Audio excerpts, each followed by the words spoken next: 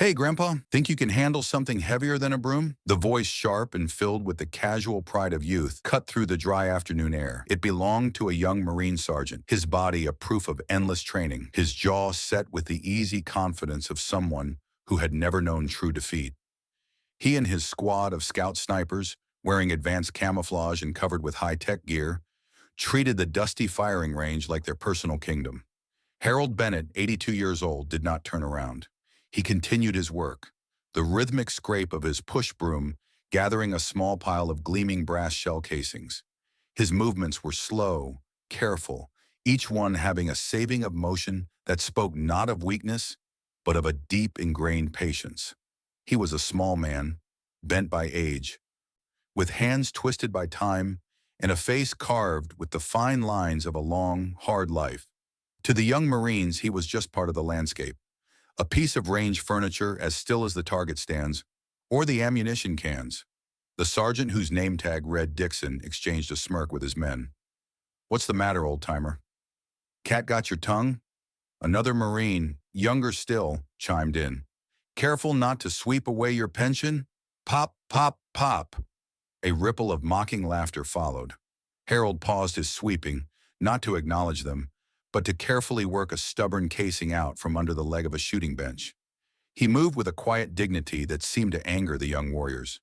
Their world was one of noise, of explosive action and shouted commands. His silence was a language they didn't understand, and they interpreted it as a challenge. Sergeant Dixon stepped forward, his boots crunching on the gravel. He was used to being the center of attention, the alpha in any pack. The old man's complete lack of reaction was an insult. "I'm talking to you, old man. This is a live fire range. You need to pay attention." Harold straightened up slowly, his back protesting with a faint groan. He turned to face them for the first time. His eyes, a pale, washed-out blue, were calm and clear. They held no fear, no anger, not even annoyance. They were simply observant, taking in the scene with a calm detachment that further unsettled the sergeant. "I'm paying attention," Harold said. His voice was raspy, a dry whisper of sound that was almost lost to the wind. The simplicity of the response, without the respect Dixon expected, pushed him further. He needed to reassert his dominance. This old man, this janitor, was a perfect target. He would be the butt of a joke that his men would tell for weeks. Dixon pointed grandly to his own rifle, a masterpiece of modern warfare resting on a bipod. It was an M40A6 equipped with a Schmidt and Bender scope that cost more than a used car. "See this? This is a real tool, not like that broom you're holding. Takes a steady hand, a sharp eye." He pointed down range to the furthest target, a small steel silhouette shimmering in the heat 1,000 yards away. It was a shot that challenged even his most skilled snipers, a test of skill, technology, and instinct. "Tell you what, Grandpa, we're about to take a cold bore shot. First shot of the day, the hardest one to make. You look like you've been around. Ever see a man hit a target that far out?" Harold's look drifted past the sergeant, his eyes settling on the distant target. He didn't squint. His focus was absolute. "A few times," he said softly. The answer was so understated, it was almost insulting. Dixon's patience snapped. The joke was no longer enough. He needed to humiliate the old man. "All right, that's it," Dixon declared, his voice booming across the firing line. Other Marines engaged in their own training began to turn their heads, their interest piqued by the confrontation. "You're a real wise guy, you know that? How about you show us how it's done?" He unslung his rifle and held it out. "Go on, take a shot. Let's see what an old-timer can do. We'll even spot for you." His men erupted in laughter. The idea was ridiculous. This frail old man, who looked as if a stiff breeze might knock him over, trying to handle a high-caliber sniper rifle. It was theater of the absurd.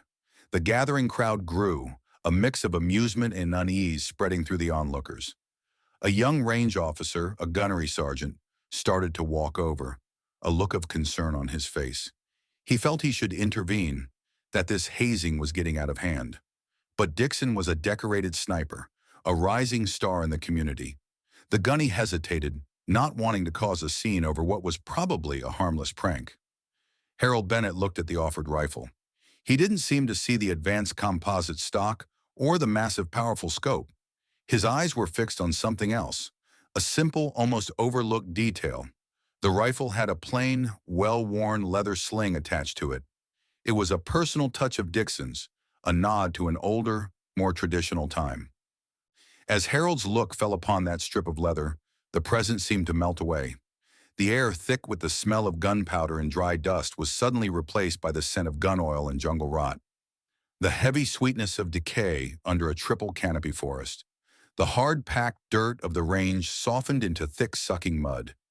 He could feel the familiar weight of a rifle, not this new, perfectly balanced machine, but an older, heavier wooden stock.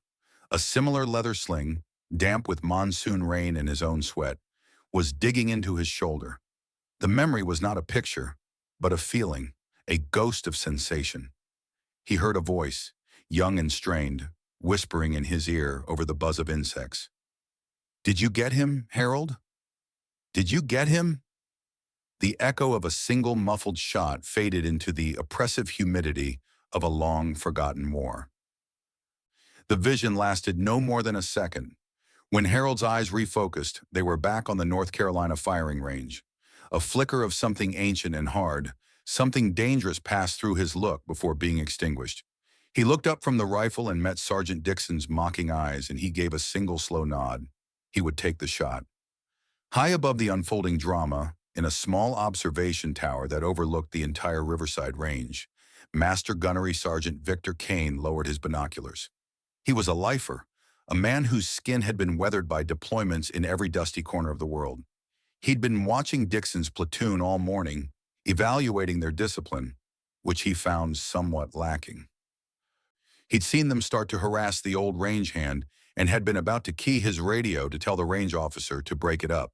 But then he saw the old man turn. He saw him walk towards the firing line, and Master Guns Kane felt a cold knot form in the pit of his stomach. It wasn't just the old man's age that gave him pause. It was his posture, the way he walked. There was no wasted movement.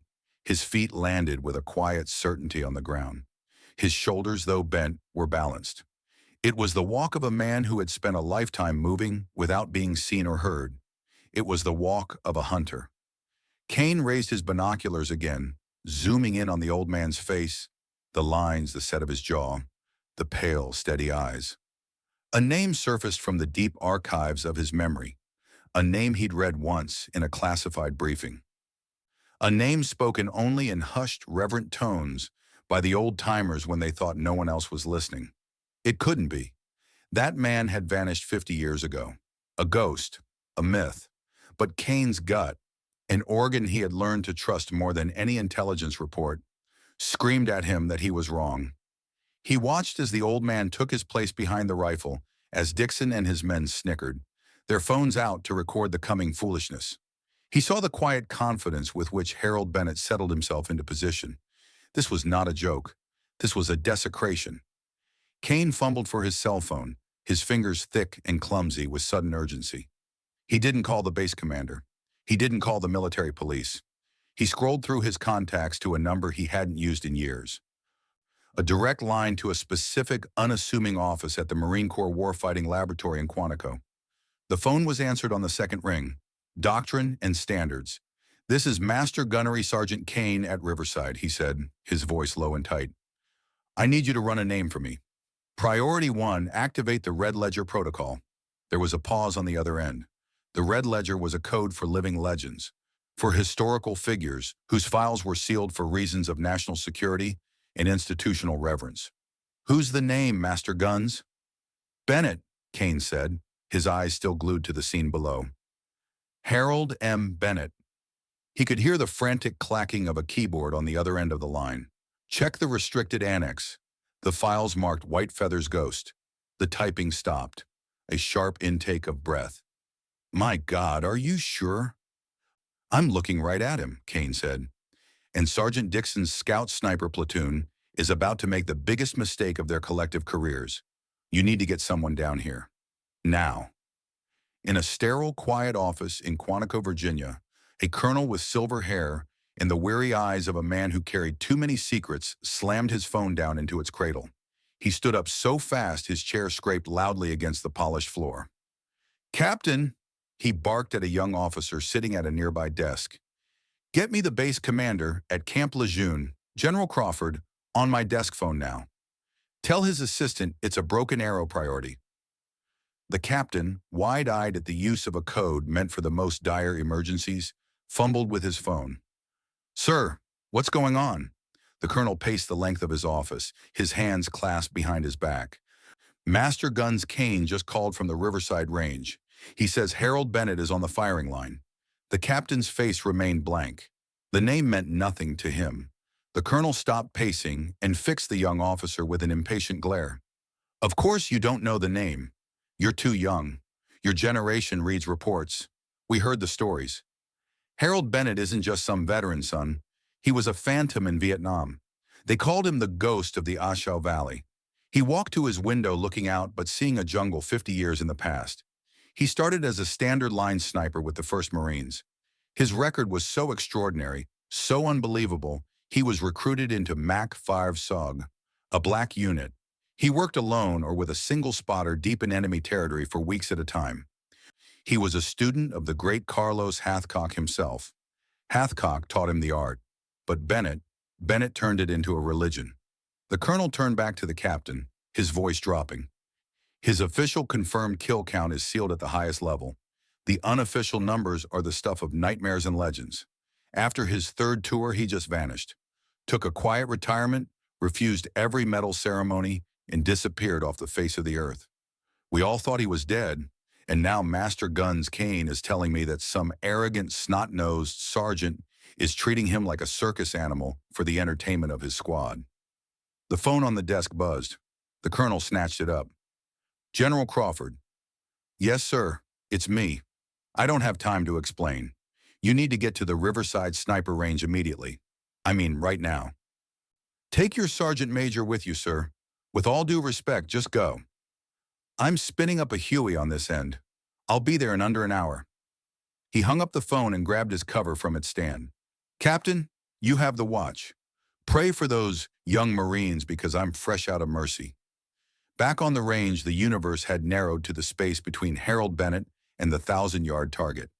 The growing crowd, the nervous energy, the mocking faces of Sergeant Dixon's men. None of it registered. He was in the bubble, that sacred space of silence and focus that only true marksmen know. Dixon, oblivious to the storm of activity he had set in motion, sauntered over and clapped Harold hard on the shoulder. All right, old-timer, let's see what you've got.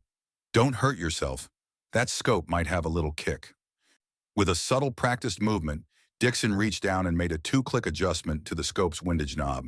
It was a small act of sabotage, enough to send the round several feet wide of the target at that range, ensuring the old man's failure and cementing his own superiority. He winked at his friends, who were struggling to stifle their laughter. Just point it downrange and pull the trigger, Dixon said with a magnanimous grin. Maybe you'll get lucky and hit the dirt. Harold didn't respond. He ignored the sabotage scope. He didn't put his eye to the rubber cup. Instead, he closed his eyes. He wasn't looking through the scope. He was feeling the world. He felt the slight tremor in the ground, the gentle but steady push of the wind from left to right. He could feel the humidity in the air, the angle of the sun. He processed the data with an organic computer that had been calibrated in the jungles and mountains of a foreign land.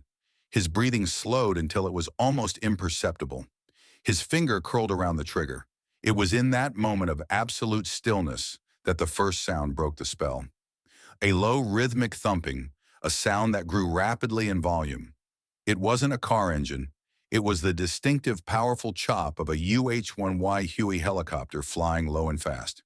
Heads turned toward the sky. At the same time, from the main access road came the squeal of tires on asphalt. A convoy of black government SUVs and white military police trucks, lights flashing but sirens silent, roared into the parking lot. They skidded to a halt in a cloud of dust.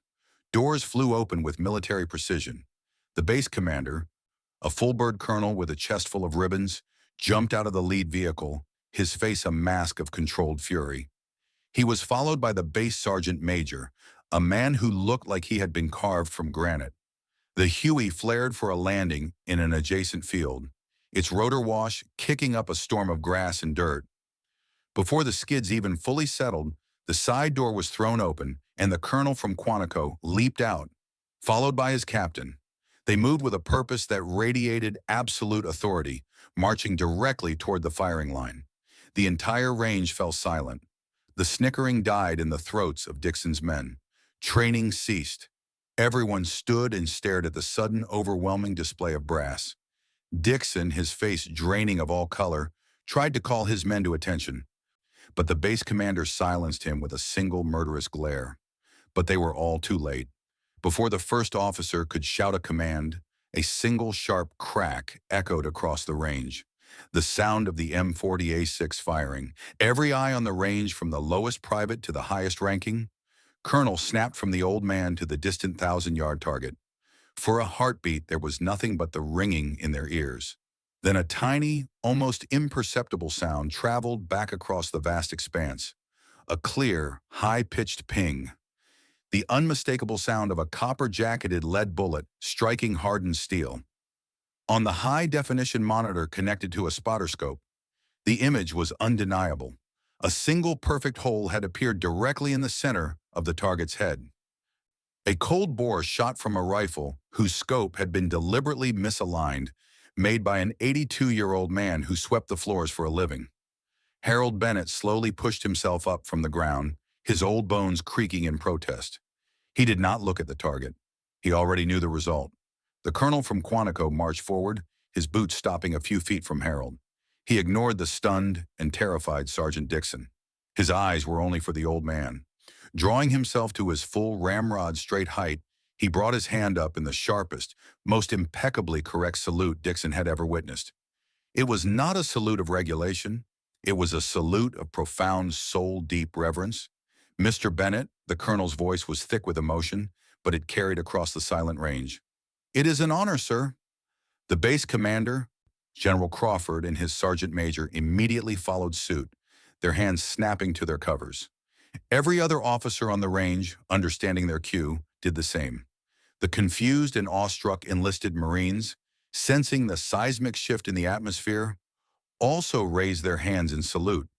The entire assembly stood at attention, a silent, uniformed honor guard for the old man in the faded work clothes. Holding his salute, the Quantico colonel turned his head slightly to address the dumbfounded Marines. His voice boomed with an authority that tolerated no dissent. "For those of you who do not know who this man is, allow me to educate you. This is Gunnery Sergeant Harold Bennett, retired. In the Republic of Vietnam, he served 3 tours of duty. First with the 1st Marine Division's STA platoon, before being recruited into the Studies and Observations Group. His marksmanship is credited with saving the lives of over 200 Marines and soldiers in contested territory. At the Siege of Khe Sanh, after his spotter was killed, he single-handedly held off an entire NVA battalion for 72 hours until reinforcements could arrive. He is a recipient of the Navy Cross, 2 Silver Stars and 3 Purple Hearts. He is not a veteran. He is a living legend of this Corps, and you will all show him the respect that he has more than earned with his blood and his sacrifice." The colonel finally dropped his salute and turned his glacial gaze upon Sergeant Dixon. The temperature on the range seemed to drop 20 degrees.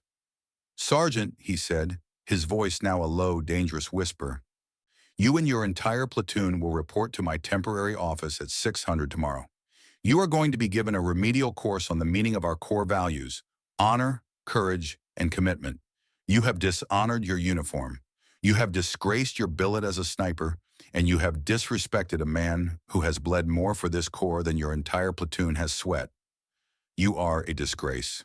Dixon stood there, pale and trembling, his arrogance shattered into a million pieces. He looked at Harold, his eyes filled not with mockery, but with a dawning, sickening horror, and a shame so profound it felt like a physical blow. It was then that Harold Bennett finally spoke again. He looked not at the fuming colonel, but at the broken young sergeant. "It's all right, Colonel," he said, his raspy voice gentle. "He's just a boy full of fire and vinegar. The Corps needs that fire. He just needs to learn where to point it." He turned his calm blue eyes to Dixon. "The rifle's a good one, son. A bit too much glass on top for my taste. In my day, we had to count the clicks and feel the wind. But you'll do fine with it." Just remember this. The man behind the rifle is always more important than the rifle itself. Respect your weapon, but respect the man next to you more. That's all that matters. Harold's look drifted down, and he gently patted the worn leather sling on the rifle he had just fired. The simple action triggered one last clear memory. He was not old, but a young man caked in mud in a fighting hole. A fresh-faced private, a kid named Roberts, who was his spotter, was handing him his rifle. "Here, Gunny," the kid had said with a proud grin. "Got you a new sling. Traded my last pack of smokes for it. It's good leather. It won't let you down." Roberts had been killed 2 days later, but the sling, a symbol of camaraderie, of a bond forged in the crucible of combat, had never failed. It was a lesson in respect, the very lesson Sergeant Dixon had so desperately needed to learn. The fallout from the incident at Riverside was swift and decisive. The story, stripped of classified details, became a piece of institutional lore overnight. The video taken on the Marines' phones was confiscated and repurposed, becoming the centerpiece of a new training module for all non-commissioned officers on professional ethics and the unwritten duty to honor the giants whose shoulders they stood upon. The colonel from Quantico made good on his word, mandating a new course on Marine Corps history, one that focused not on dates and battles, but on the personal stories of legends like Bennett, Chesty Puller, and Carlos Hathcock. Sergeant Dixon and his platoon were not discharged. The Corps, in its wisdom, decided that redemption was more valuable than punishment. They were, however, publicly and formally reprimanded. Dixon was demoted to corporal. The entire platoon was reassigned from their elite duties and placed under the direct supervision of Master Gunnery Sergeant Kane for 1 month of what he called spiritual realignment. Their days were no longer spent practicing the art of the long-range kill. Instead, they were spent cleaning the base memorials, volunteering at the local VFW hall, and most importantly, sitting in silence while men with faded tattoos and distant eyes told them stories of what it truly meant to serve. A few weeks later, long after the colonels had returned to Quantico and the furor had died down, Harold Bennett was back on the range. The early morning sun was just beginning to burn the mist off the ground. He was sweeping, the familiar rhythmic scrape of the broom, a comforting sound in the quiet dawn. A single figure approached him, walking with a new, less arrogant stride. It was Rex Dixon. He was in his PT uniform, looking younger and far more vulnerable without the gear and the rank on his collar. He held 2 steaming styrofoam cups of coffee. He stopped a few feet from Harold, shifting his weight, clearly nervous. For a long moment, he said nothing. He just held out one of the cups. "Mr. Bennett, Gunny," he finally managed to say, his voice quiet and humbled. I just wanted to say thank you." Harold stopped his sweeping. He looked at the young Marine, at the genuine remorse in his eyes. He took the offered cup, his twisted hand brushing against Dixon's. He took a slow sip, the warmth chasing away the morning chill. He nodded, a gesture of acceptance, of forgiveness. "I told you, son. You've got the fire. Just learn where to point it." They stood there together in the silence, the living legend and the humbled young warrior, drinking coffee as the sun climbed higher over the empty firing range. A new kind of respect had been forged, not in the deafening heat of battle, but in the quiet, hopeful light of a new day. The legacy of heroes like Harold Bennett reminds us that valor is not always loud. Sometimes it is found in quiet dignity and a lifetime of service. If you were inspired by this story, please like this video, share it with a friend, and subscribe to our channel for more stories.